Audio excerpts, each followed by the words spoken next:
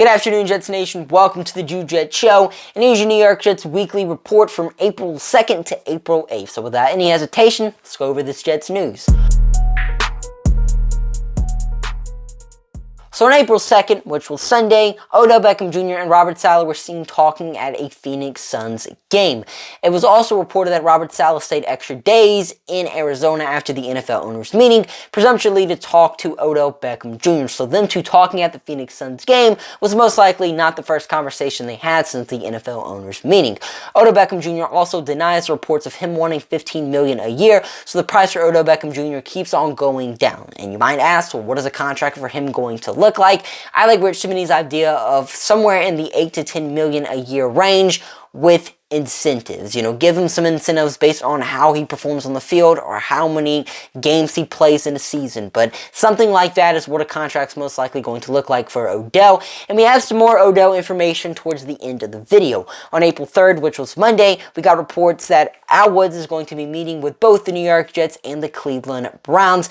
Now, the New York Jets at the time had a very huge need at the defensive tackle position, but now we have a big need at the nose tackle position. We just need to get someone that can come in here and stuff the run, and Al Woods would definitely do that. And if you want a more in-depth breakdown of the Al Woods visit, check the link above my head. On Tuesday, April 4th, we got word that Broderick Jones is meeting with a whole bunch of teams, including the New York Jets. Now, Zach Rosenblatt of The Athletic says that the New York Jets will take one of the top 3 tackles if they stay at 13, and the top 3 tackles being Paris Johnson, Peter Skoronski, and Broderick Jones. So I wouldn't be surprised if the New York Jets have interviews scheduled with Skoronski and Paris Johnson in the future, but with Broderick Jones being widely regarded as the 3rd best tackle in this year's draft class, he's most likely going to be the one that's there at 13. But a bit to know about who Broderick Jones is. He allowed 0 sacks last year for the Georgia Bulldogs national championship run. So he allowed 0 sacks in 15 games, which is very impressive. And last year was also his only season as a primary starter for the Georgia Bulldogs. So this dude, in his first ever season, allowed 0 sacks, or first starting season. Very impressive. And with right coaching, this dude can blossom into a very nice tackle. The ceiling on this kid is insanely high. The New York Jets also met with a pair of linebackers, those guys being DeMarvin Overshown and Dylan Henley. Now, interesting thing about these two players is that both of them did not start their college careers as linebackers. Overshown was a safety, then switched to linebacker in 2020, and Henley was a wide receiver, turned defensive back, turned linebacker, and he became a linebacker also in 2020. So both are fairly new to the position and have gotten better each and every year as a linebacker, with 2022 being career years for them. So with proper coaching, we could really see the two turn into some nice linebackers in the NFL. On the consensus big board by Mock Draft Database, Henley is at 68 and Overshown is at 81.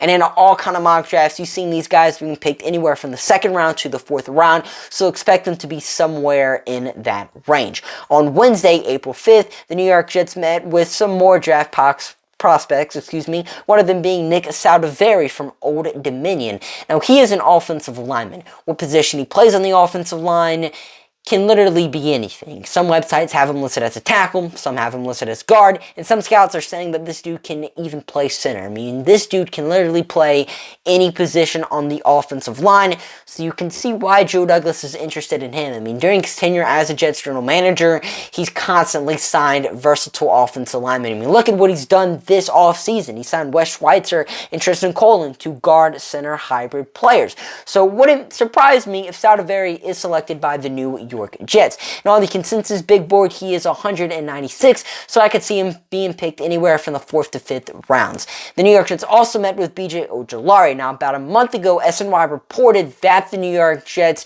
are interested in adding edge depth in this year's NFL draft and could add edge depth as high as the 2nd round. And sure enough, B.J. Ojulari was one of the players mentioned in that report, and then about a month later, the New York Jets are having an official draft visit with him.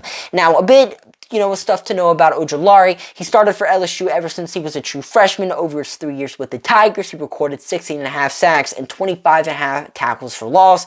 He's a great leader and a great teammate. He wore number 18 for LSU, which is only given to some of the best players, or not best players, some of the best teammates and leaders on the roster. It's a very huge honor, and Ojulari was selected for that, which is a very big deal. He's not good against the run. Throughout his career at the Tigers, he struggled heavily when it came to stopping the run. But I mean, he's a fantastic pass rusher, and in the NFL, he's most likely going to be a designated pass rusher for a team. And while the edge room is crowded for the New York Jets right now, it wouldn't surprise me if they took Ojulari at 43. Because next year, Bryce Huff and Carl Lawson are both free agents. And I don't see either returning to the New York Jets. Of course, things can definitely change based on what they do in 2023. But as of now, I think they're going to be gone. So the New York Jets are going to have Jermaine Johnson, Michael Clemens, and John Franklin Myers in that edge room. And Franklin Myers and Clemens are best when it comes to stopping the run. The Jets are going to need another true pass rusher in that room next to Jermaine Johnson, and Ojulari would definitely fill that void. We also got reports that Breece Hall is going to be ready for week 1. So Brian Cox of the New York Post reports that he will be on the PUP list for most of training camp, and he won't play in the preseason, but he should be ready for week 1, which is absolutely huge news because we need Breece Hall every game this year because the dude is that big of a stud. On Thursday, we got news on a bunch of signings the New York Jets made. So first off, we signed Tim Boyle, who is going to be a new backup quarterback for the New York Jets. He backed up Rodgers for 2 seasons in Green Bay and from 2019 to 2020. And on top of that, he has a fantastic relationship with Aaron Rodgers. And the last year he spent in Green Bay was with Nathaniel Hackett as the offensive coordinator, so he's familiar in Hackett's offense. But hopefully he doesn't see the field because he's pretty terrible as a player. We also signed Quentin Jefferson. He was one of the best pass rushing defensive tackles in the NFL last year. I mean, he had a career high 5.5 sacks and was 9th best pressures among all defensive linemen with 30. Now, I mentioned earlier in the video that the New York Jets are interested in Al Woods. We're bringing him in for a visit. He is a great run stuffer, but if that deal falls through, or if he decides to sign with the Cleveland Browns or another third-party team, the Jets have interest in A'Shawn Robinson, who, like Al Woods, is a great run stuffer and doesn't offer much in the pass game. And if you want a more in-depth breakdown of what happened on Thursday, you can check out a video that's linked somewhere above my head. On Friday, we got word that Sean Clifford was at, the New York Jets local pro day. And on Saturday, we also got word that Illinois quarterback Tommy DeVito also was at that local pro day the New York Jets had. So the Jets are continuing to do their research on these day 3 / undrafted free agent quarterbacks. And it wouldn't surprise me if we draft one or sign one as an undrafted free agent. But moving back to Friday, we got a whole bunch of Aaron Rodgers scoop. So first off, Diana Rossini says that the Packers want this Aaron Rodgers trade to happen before the NFL draft. And Joe Douglas himself said at a WFAN fan meeting that Aaron Rodgers is going to be a New York Jet. Now, he kind of stated the obvious, but it's pretty insane to hear Joe Douglas, the general manager, just openly say that. And it was pretty cool to say the least. And obviously the crowd went insane whenever they heard that news, but it's just awesome to see Joe Douglas say that and be that confident in this whole trade process. And then on Saturday, we got word that Odell Beckham Jr. is flying into Florham Park and is going to have a meeting with the New York Jets. We have been heavily linked to Odell Beckham Jr. throughout this entire free agency process. It's also been reported that Aaron Rodgers and Odell Beckham Jr. desperately want to play with each other.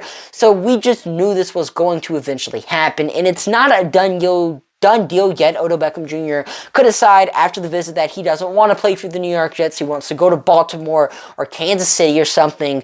But nonetheless, the New York Jets are having him in for a visit on Monday, which is great news in terms of him eventually being a Jet. But that's all the news that happened this week. I hope you guys enjoyed this video, and this is a weekly series that I'm going to be doing from now on. I haven't been making that much content as I've wanted to make this off season, and that's simply because I just haven't had the time. So I figured if I just kind of, recapped it all in one video, I could just give my opinions on stuff that I wouldn't have been able to give my opinions on, and that's exactly what I'm doing. But yeah, hope you guys enjoyed the video, and I'm your host, Jet, signing off for now. See you guys later. Peace.